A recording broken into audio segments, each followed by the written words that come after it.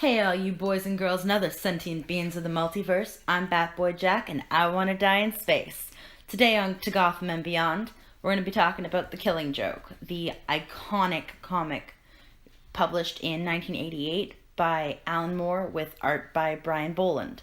So, to anyone who doesn't know about this comic, it defined a generation of comics. It was incredibly controversial at the time for its graphic content, and it is easily my favorite comic book of all time. So, for those of you who are not familiar with it, it opens with Batman going to talk to Joker in Arkham Asylum. And it starts with him saying, "Hello, I came to talk. I've been thinking lately about you and me, about what's going to happen to us in the end. We're going to kill each other, aren't we? Perhaps you'll kill me, perhaps I'll kill you, perhaps sooner, perhaps later. I just wanted to know that I'd made a genuine attempt to talk things over and avert that outcome. Just once. Are you listening to me? It's life and death that I'm discussing here. Maybe my death, maybe yours. I don't fully understand why ours should be such a fatal relationship, but I don't want your murder on my hands." It's at this point that as he grabs the Joker's hands, he realizes that white face paint returns on his gloves, meaning that that's not actually the Joker. It's actually another inmate who the Joker hired to take his place. Joker's already escaped. So the Joker, we then see, is actually in the process of buying an old, decrepit carnival. Though by buy, I more mean he actually ends up killing the owner in what's actually sort of a humorous picture. But he takes over this carnival. And so from there, it goes on to show him as Bats is looking for him, and Bats is going over his file and everything and trying to really assess what he knows about Joker, and realizing that in the end he knows very little about Joker, about as much as he assumes Joker knows about him, though it's safe to assume that, he probably shouldn't underestimate the Joker, and to assume that Joker probably knows a lot more than he lets on. So we then see Barbara Gordon, the daughter of Jim Gordon, who is at home after, a day of work. She's the local librarian, and she hears a knock on the door. So she opens it, and there stands the Joker, who, without words, without warning, shoots her in the stomach, and the bullet goes straight through her spine. She crashes through the glass coffee table. So, of course, Jim is alarmed, and Joker, being always the sass child, goes, "Please don't worry. It's a psychological complaint common amongst ex-librarians. You see, she thinks she's a coffee table edition. Mind you, I can't say much for this edition, the volume's condition. I mean, there's a hole in the jacket, and the spine appears to be damaged." So, his henchmen beat up Jim and kidnap him, take him unconscious, while Joker strips Barbara Gordon naked and takes photos of her bloody and broken. And she asks, "Why are you doing this?" And he just says, "To prove a point. Here's to crime." So you then get flashbacks throughout the story of Joker's life before he was the Joker, but I will get into that later on because it needs a little more explaining than just that. So from there, we see that Joker has taken Jim Gordon to the carnival he bought previously, and he stripped him off and chained him up with a dog collar and a chain. And he's explaining, he's asking the Joker, why are you doing this? And what am I doing here? And Joker's response is just, "Doing? You're doing what any sane man in your appalling circumstances would do. You're going mad." So, the Joker's overall plan here is that he believes that one bad day, one excruciatingly bad day, is all it takes to turn any sane person into him, basically. And he figured to prove this point, who better than Jim Gordon, who is the epitome of lawful good, which is his whole moral, is just to torture Jim Gordon into proving that one bad day is all it'll take. So he traps Jim Gordon in the funhouse ride with a couple of his minions, and he's showing him all these gruesome images of Barbara, of Jim's only daughter, of his baby, his world, lying there broken and paralyzed and bloody and naked, and there's nothing Jim can do except watch helplessly. There's nothing he can do. It's already been done, and he can't even be with his daughter at the hospital because he's stuck here with this madman. And so we then see Batman, receive... Joker had left him a ticket to the carnival with the directions and everything at the police station. So, of course, Bats makes his way over.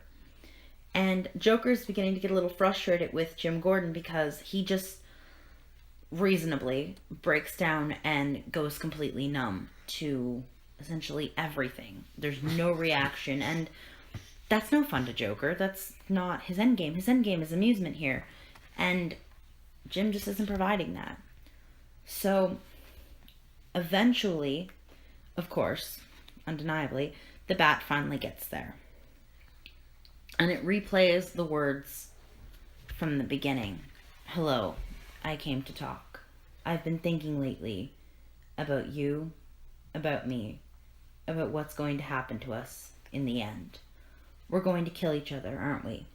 Perhaps you'll kill me, perhaps I'll kill you. Perhaps sooner, perhaps later.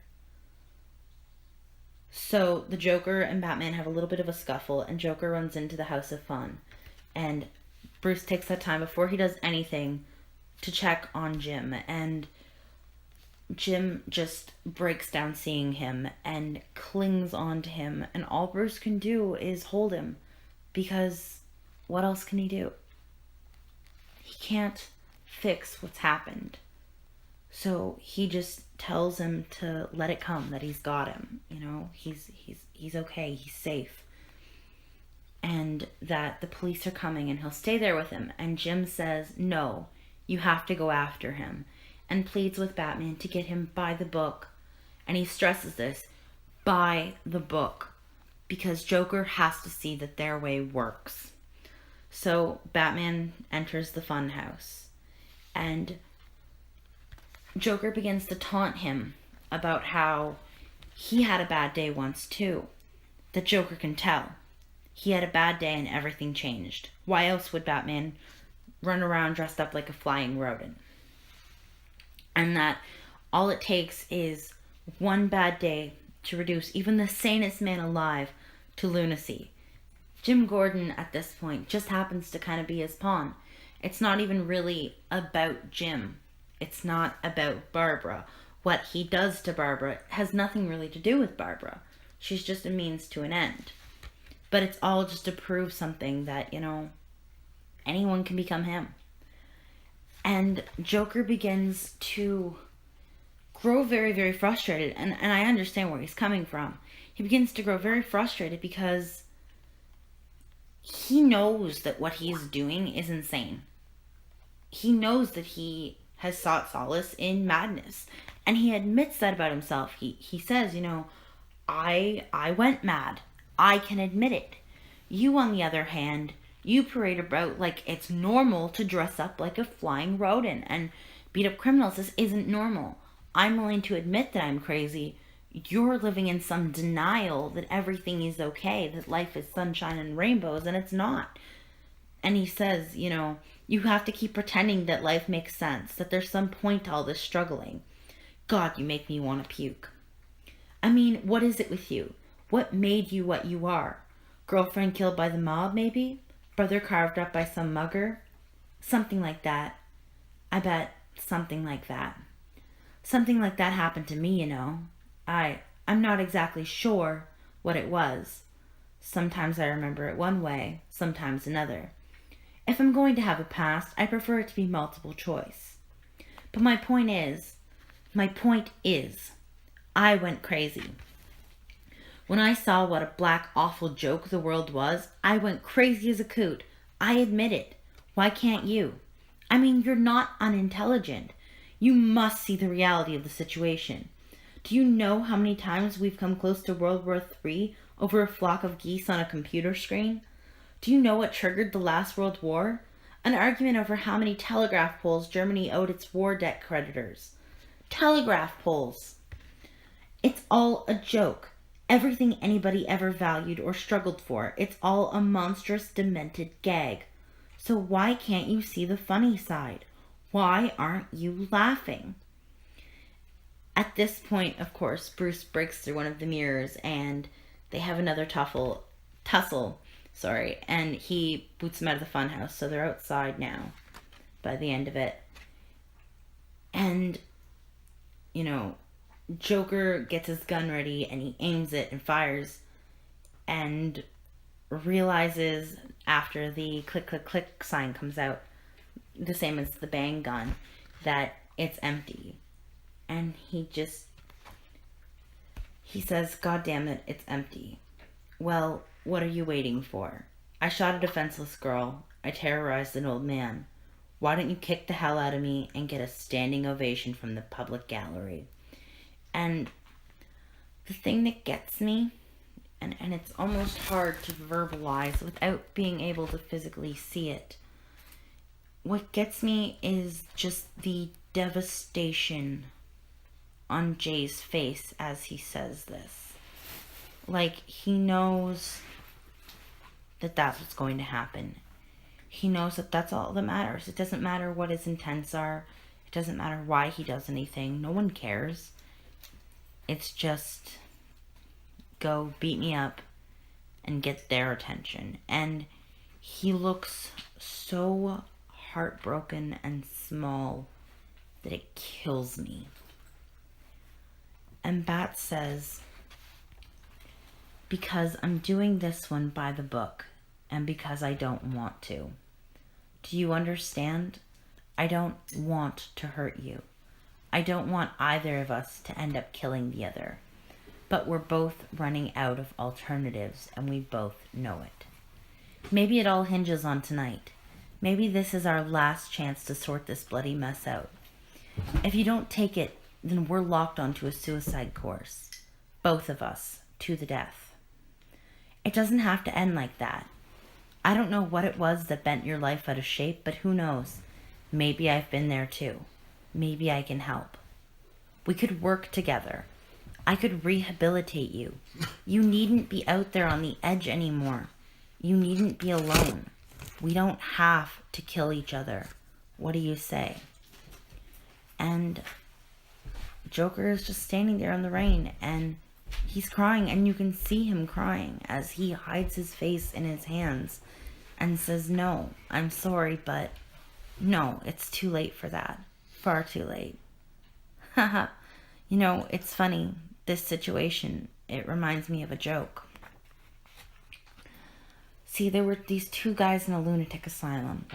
And one night they decide they don't like living in an asylum anymore. They decide they're going to escape.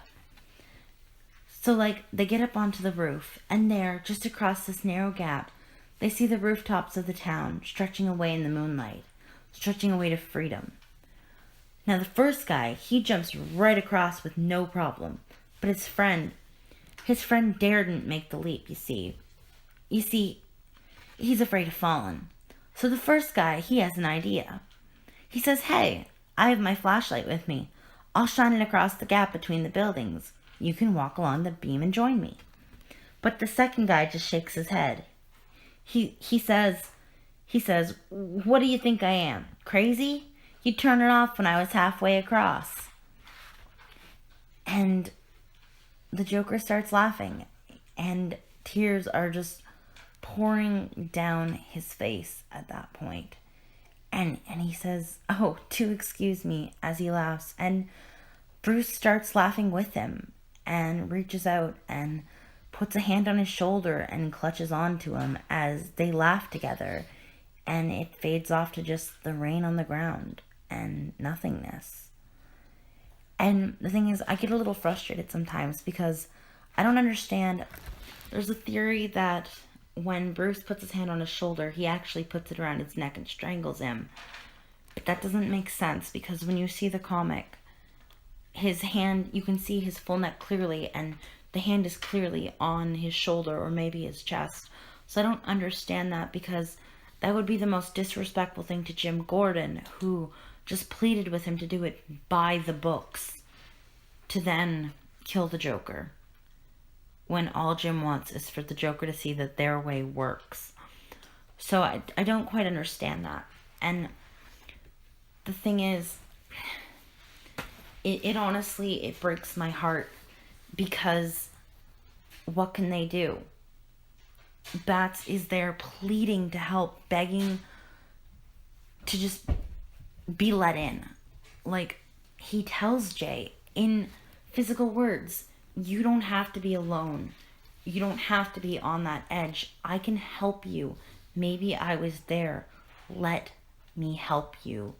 And Joker doesn't think that he deserves to be helped. He thinks it's too late. He thinks he's done so many terrible things that what life does he have if he rehabilitates?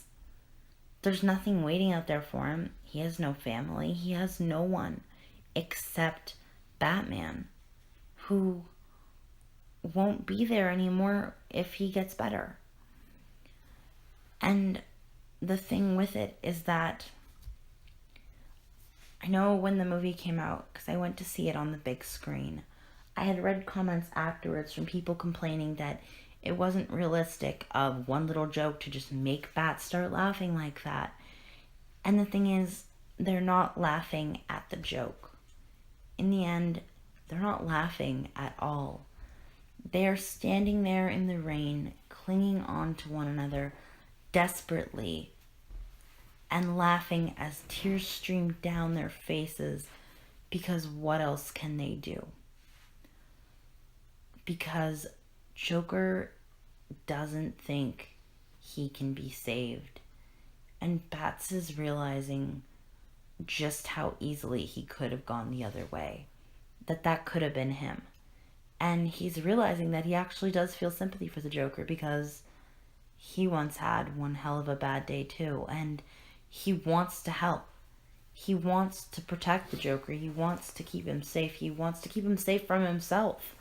And they both know and are both dreadfully afraid of what's going to happen if they don't fix it. They don't want to kill one another. It's a game. It's always been a game, and neither takes it far enough, because if one truly wanted to kill the other, they would have done it by now. They do this because it's a game. It is their dance. And I think the biggest reason this comic is so important to me, like, I know a lot of people have very, very valid concerns about the Killing Joke and things that they are very against. The treatment of Barbara Gordon in particular, and the objectification of Barbara Gordon, where she's shot for really no reason other than to cause her father pain. And it does end up working out as the Killing Joke was accepted to canon, and she then became Oracle, but that wasn't the intent. The original story was supposed to just be a one-off, so I definitely understand the upset with that. And I mean, even Alan Moore doesn't like the story. But for me, with Joker being my favorite character, I adore this story so much, because for one, it gives you a bit of a look into just how complex he is, and into the backstory he has, which I'm going to get into in just a minute here for anyone who's not familiar with it. But on top of that, I think this is the rawest you're ever going to see the Joker. This is the Joker with no walls up, with no lying to try to make himself feel better, with nothing hidden. It is him standing there and telling the person who his world revolves around, that he doesn't think he can be saved, that he's just too far gone, and then just clinging on to him because what else can he do? And that makes me feel so much, so strongly, that nothing else can top that feeling for me. So then the other big thing with me is the backstory itself, which I know I've been kind of holding off on talking about because it really does deserve the time to sit and talk about it. So in his backstory, you see flashbacks throughout the book of his backstory, wherein he was a chemical engineer at Ace Chemicals, and he quit his job to become a stand-up comedian, and he has a pretty young wife who is actually pregnant with their child, and unfortunately he's not very good at stand-up comedy. He keeps choking on the punchlines and not getting the jobs. So he comes home from another failed audition, stressed out and upset, and she asks how it goes, and he tells her that he choked, and she says, oh, and he says, oh, what do you mean by that? And she says, I didn't mean anything, and he kind of snaps out of frustration. I know what you meant. Oh, he didn't get the job. Oh, how are you going to provide for our family? Like, I don't know already that, it's not enough. Do you know how it feels to get up there and have nobody laugh? And then he ends up sitting on his knees with his head in her lap, crying and profusely apologizing to her.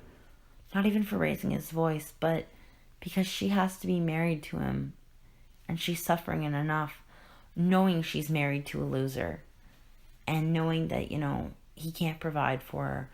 And she just smiles and, wipes his tears and reminds him that she loves him either way, and she married him because he always makes her laugh.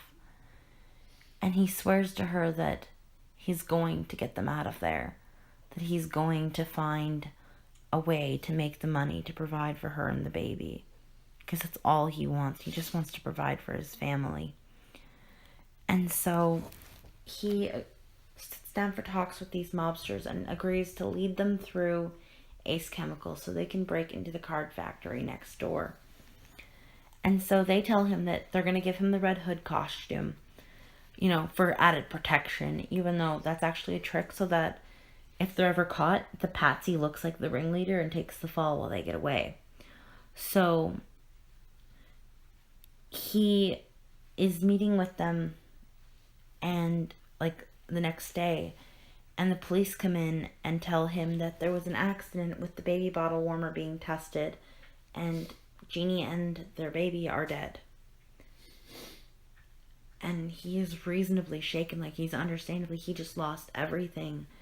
And he tries to get out of helping the mobsters, and they say, tomorrow you can bury your old woman in style. Tonight you're with us. So sure enough, that night in the tuxedo and the infamous Red Hood, he shows up, and everything goes awry very quickly because now they have security guards and things that weren't there when he was there. And the Batman soon shows up, and there's a gun battle and everything. And eventually, in the confusion, Jay is very, very afraid as Bats is approaching him, and he ends up falling over the catwalk railing into a vat of acid, and Batman tries to save him. And he sees Batman reaching for him and saying no as he tries desperately to catch him in time and misses. And there's this little book about the Joker where it's written by the Joker and everything, and he's describing his first encounter with Batman in the Killing Joke setting, and he says, he saw concern and compassion and care in Batman's eyes as he fell. And so then he ends up washing out in the river with the traditional Joker look, the emerald hair and the bleached skin and the ruby red lips, and all of it's just too much, and he snaps and he loses his sanity, and that's what causes him to become the Joker. So with that, with the Batman being the last thing he sees, and with the concern and compassion in Batman's eyes after he's just lost everyone who cared about him, he had no one left who cared about him, it then makes sense that he would base this entire new identity purely around that adoration for the one person who still cared about him. the Batman. Which is why, in his own way, like in his twisted and sick and chemically harmed brain, every action he has ever taken has been for Bruce. It's been to push Bruce to his full potential. You know, it's been a game for him so that they can do their dance, because to him, it is a dance. It is a chance to, you know, feel their bodies brush against each other and to feel hands on his face. Even if it's a punch, he doesn't care if it's gentle or not. It's just that contact with someone who means the world to him. And he doesn't want to lose that. And so in the end, people who die or people who don't die, it's inconsequential to him, because it's not about that. It's just a game he plays with the bat. No one else matters. And so the problem is, Joker, he lacks any sort of moral code. He has no real understanding of right and wrong and the consequences of his actions. He can understand where other people think that things are right and wrong, but he can't fully grasp that concept, and reasonably so. I mean, if you were thrown into a vat of acid, you probably wouldn't come out of it smiling either, but just every action he has, the only thing he really has concern for is Bruce. And the other very big thing to understand is why he rejects the offer to rehabilitate. For one, there is a big part of him that doesn't know if he wants it. But as well, there's a bigger part that knows, A, he doesn't deserve it after all the terrible things he's done. He doesn't think he deserves that second chance. But on top of that, he knows for a fact that if he rehabilitates, their game is over. Then he loses out the last thing he has. He has no family to go home to after being rehabilitated in Arkham or in Wayne Manor or wherever Bruce would choose to do that. He has no one. He doesn't even 100% know who he is himself. And when Bats is pleading with him to help, that's one of the things that kind of becomes really clear, is that Bruce is kind of trying to get across that I don't know what happened to you. I don't know who hurt you, what hurt you. I'm not even sure you know yourself anymore, but I'm here. I want to protect you. I want to care about you.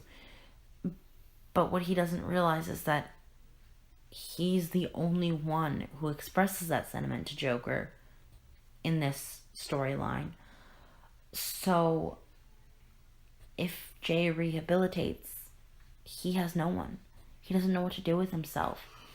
Their game is over, and he loses out on those moments that he cherishes so much. He loses out on those touches and that attention and being Batman's perfect opposite. And he doesn't know if he can handle that. So the movie came out in July of this year. It had a 3-night theatrical release. I was actually very, very fortunate because I got to go see it on the big screen. And it was funny, I actually took 2 of my friends with me, and they hardly even watched the movie. They watched me watch the movie, because this one, as someone who just adores the Joker, I cosplay the Joker. I have a list of like 20 versions of him that I have to cosplay, and I write as him, and I draw him. Like, I adore the complexities of the Joker, and I hate when people take him as just this one-sided simple villain when he's so much more than that, and psychologically he's so interesting. It was the most incredible experience to get to see this story, the one that means the most to me, up on the big screen.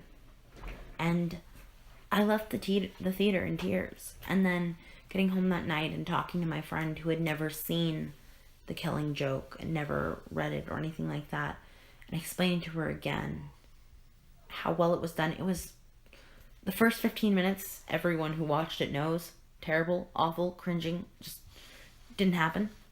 But when it actually hit the Killing Joke storyline, it was frame for frame. It was amazing.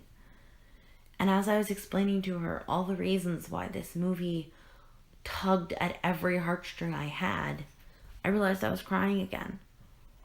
Because as much as the comic hits me on an emotional level, when you then add in Mark Hamill and Kevin Conroy, who, when I think of Batman and Joker, it is their voices that come to my mind. They are the voices of Batman and Joker for me.